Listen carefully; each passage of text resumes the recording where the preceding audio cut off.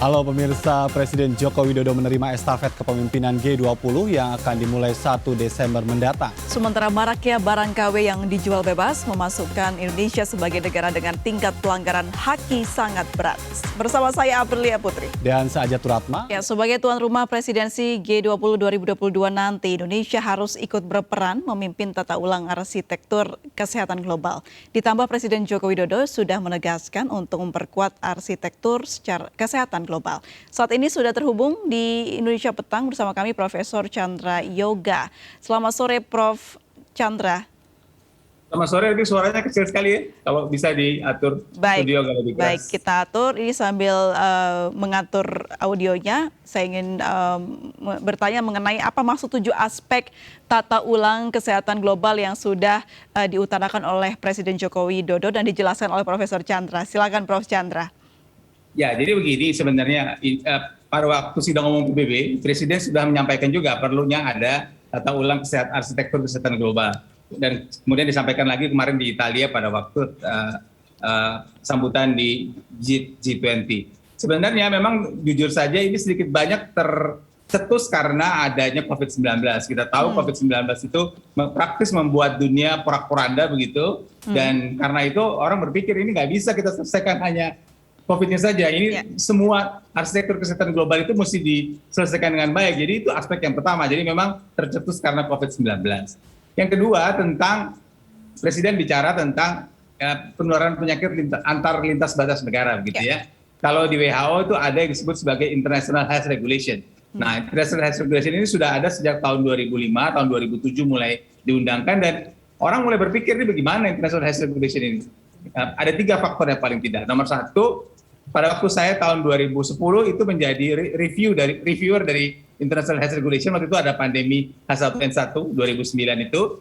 Tahun 2011 saya dan tim review itu mengatakan bahwa the world is ill prepared. Itu kalimat kami karena pengalaman menghadapi pandemi yang lalu. Itu 2011.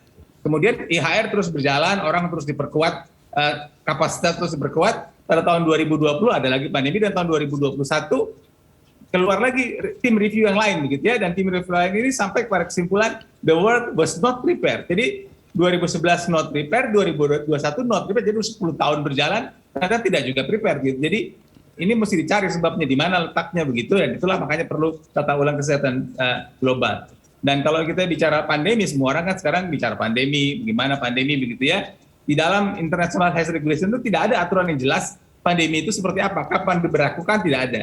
Adanya adalah istilah yang disebut sebagai public health emergency of international concern. Tapi pandemi itu tidak ada, itu perlu diatur. Itu poin yang kedua yang penting. Poin ketiga, akhirnya orang sadar bahwa preparedness itu jadi hal yang utama gitu ya. Saya ambil contoh yang sederhana saja di kantor-kantor, saya yakin di studio juga ada tabung kebakaran itu kan. Padahal kan praktis tidak pernah kebakaran dan kita berharap jangan kebakaran, tapi kan tabung kebakaran itu selalu tersedia kalau ada, kita persiapkan sejak awal. Nah, yang sekarang terjadi, sekarang ada COVID, semua orang perhatian kepada COVID. Kalau nanti COVID-nya turun begitu, kita tetap harus melakukan preparedness untuk menjaga kemungkinan pandemi berikutnya. Jadi itu yang harus dilakukan. Jadi persiapan itu harus terus ada. Misalnya ya contoh analoginya tadi ya, tabung pemadam kebakaran seperti itulah, itu harus ada. Itu poin ketiga. Dan yang sudah di poin keempat adalah preparedness itu, persiapan itu harus ditangani langsung oleh pejabat tertinggi di negara itu. Presiden, Perdana Menteri, Raja, atau Sultan begitu ya. Itu harus memang sampai setingkat itu begitu. Terus yang kelima, mau tidak mau kita harus akui bahwa anggaran itu penting, finance itu penting, sehingga dunia itu perlu mempersiapkan anggaran yang cukup untuk preparedness ini menghadapi kemungkinan pandemi yang akan datang. Jadi mungkin IMF atau Bank Dunia atau Bank Pembangunan Asia barangkali atau Bank Pembangunan Afrika harus memasukkan anggaran untuk penanganan pandemi ini, pandemi berikut, atau katakanlah untuk preparedness begitu, di dalam bagian penting program dia. Itu yang kelima. Dan yang keenam, surveillance. Kita tahu bahwa data itu akhirnya menjadi sangat penting. Kalau tidak ada data, kita kehilangan arah begitu. Dan kita tidak tahu kalau kasus mulai naik, mulai turun, kita tidak tahu. Karena itu surveillance harus jadi perhatian penting, dan karena dunia ini interconnected satu dengan lainnya, surveillance tidak bisa hanya di satu provinsi, tidak bisa hanya di satu kabupaten, tidak bisa hanya di satu negara, tapi harus ada surveillance yang merupakan jaringan internasional. Itu jadi penting.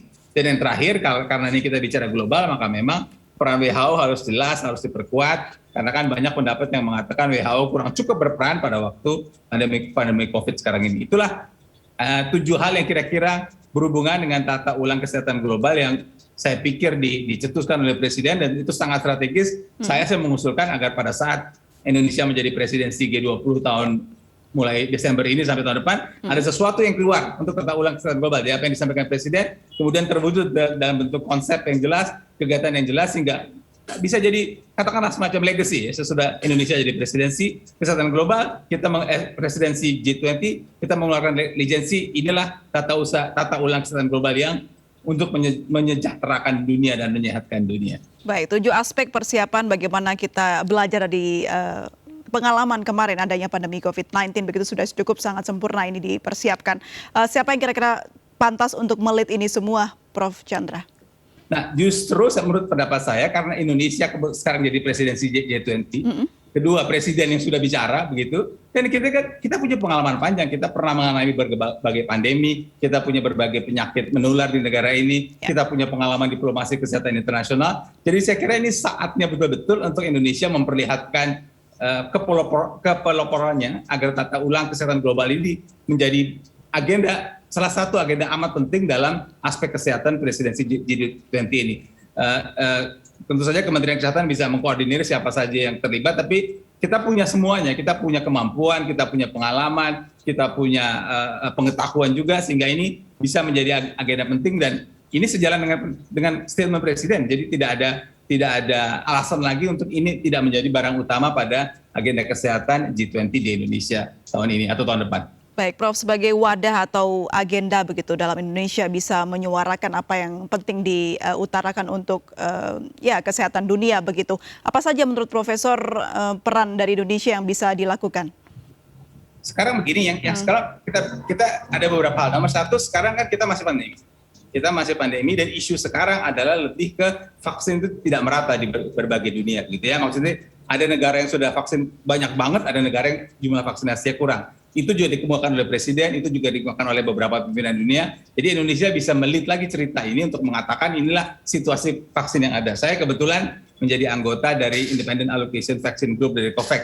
Tadinya COVAX akan berencana mengumpulkan hampir 2 miliar dan membagikannya kepada seluruh negara yang membutuhkan, tapi sampai saat ini kami baru dapat mengumpulkan sekian ratus juta yang untuk dibagikan gitu. Jadi kelihatan sekali bahwa kemampuan mengumpulkan vaksin dari berbagai negara ini sekarang menjadi tidak mudah, karena negara memprioritaskan negaranya sendiri, sementara negara lain dikebelakangkan, dan kita tahu no one is safe until everyone is safe. Jadi pertama adalah tentang bagaimana pemerataan vaksin yang sekarang sudah barangkali tidak usah pemerataan, tapi negara-negara membutuhkan mendapatkannya. Tadi kan sudah di G20 sudah disampaikan sesuai dengan WHO, targetnya adalah 40% setiap negara penduduknya sudah divaksin pada akhir tahun ini, dan 70% dari penduduk semua negara sudah divaksin pada pertengahan 2022. Jadi angkanya jelas. Jadi kalau kita bisa lead ke arah itu bagus. Itu nomor satu. Nomor dua, yang tadi sudah kita bicarakan tentang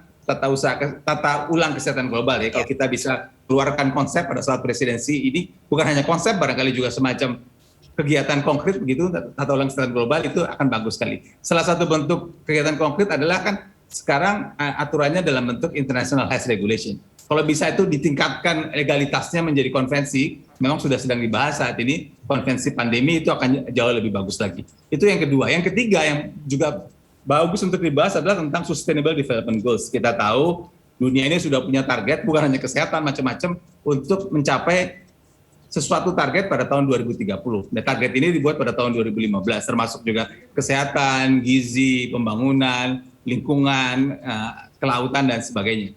Dan karena COVID-19, maka COVID-19 ini kan mempengaruhi semua aspek kehidupan, dan sudah berjalan 2 tahun, sehingga orang mulai khawatir nih, bagaimana target SDG 2030 bisa tercapai atau tidak. Jadi pilihannya cuma 2, apakah target itu direvisi, diubah targetnya begitu, atau targetnya tetap yang itu, tapi effortnya ditingkatkan.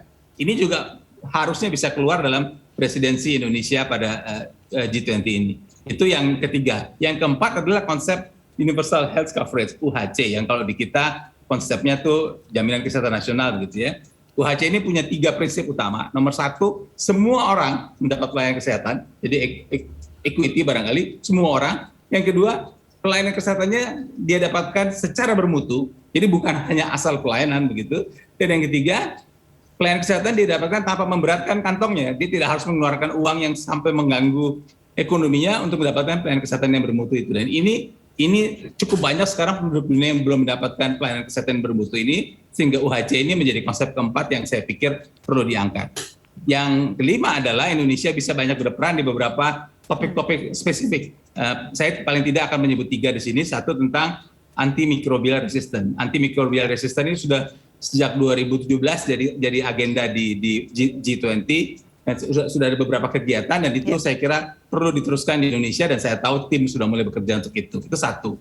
Yang kedua adalah konsep One Health. One Health ini menyatakan bahwa kesehatan itu akan tergantung dari tiga faktor. Kesehatan manusia, kesehatan hewan, dan kesehatan lingkungan. Contoh saja kalau COVID ini kan misalnya ada hubungannya katanya tadinya dengan binatang di pasar seafood atau kelelawar dan sebagainya.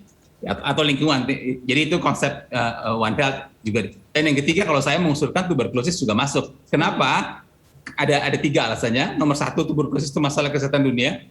Dan kumannya sudah ditemukan 1882 sampai sekarang belum juga beres. Itu satu. Yang kedua, setengah beban penyakit tuberkulosis itu ada di negara G20.